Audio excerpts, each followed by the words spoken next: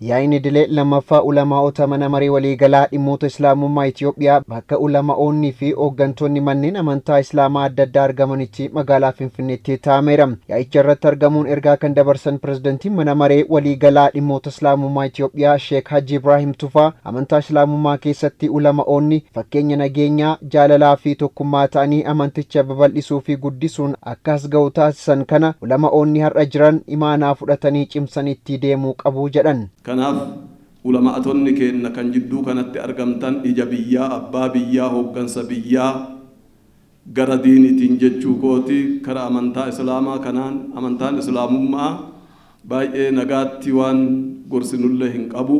Keessumaanuu akka Itoophiyaatti gaafa seenullee biyya kana karaa ulfinnaa jaalalaa dipiloomaasiitiin biyya kana seene ulamaa'ani keenya durarraa qabanii hanga har'aatittillee karaa sanii fi tartiibuma saniin deemsisaa jiranii nagaaf ulamaa'ni keenya bakka jiranitti khuxabaa'ni keenya nagahaaf wardiyaa ta'anii dalagaa akka turanitti caalmahatti dalagaa akka turan insha Allahu ta'ala nan hubadha. Kanaaf haaluma kalee irra turtan saniin ulamaa'ni keenya, abboonni keenya, hooggantoonni keenya nu barsiisuu akka itti fuftan isinin jechuu barbaada. Miseensi mana maree ulamaa'otaa Dr. Jeelaan Kadir tokkummaa hordoftoota amantaa Islaamummaa eeguuf ulamaa'onni seera amantichaa bu'uura godhachuun hojiilee gurguddoo hojjechuu qabu jedhaniiti jiru.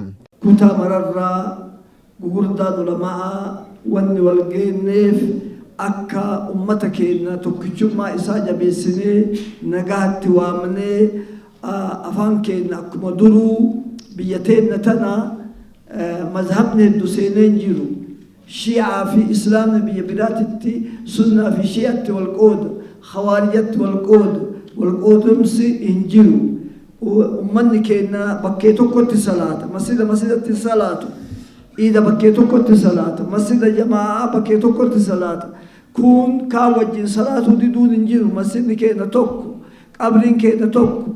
Tokkummaa Islaamummaa abbootarraa darbee as ga'e dhaloonni har'aa cimsee itti fufsiisuu akka qabus dhaamaniiru. Tokkichummaa biyya keenyaa kana eeynee amaanaa akkuma ulamaa keenyarraa fuune warra booda keenyaatitti amaanaa tokkichummaa biyyaa kana dabarsuu qabna.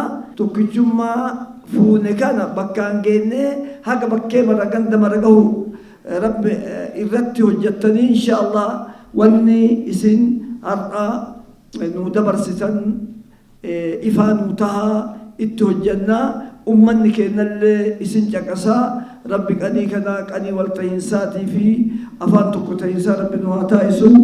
Soomni Ramadaanaa fuulduratti seenu karaa nagaatiin jalqabamee akka xumuramuuf ulamaa'onni dirqama isaanii baachaa jiraachuus himameera.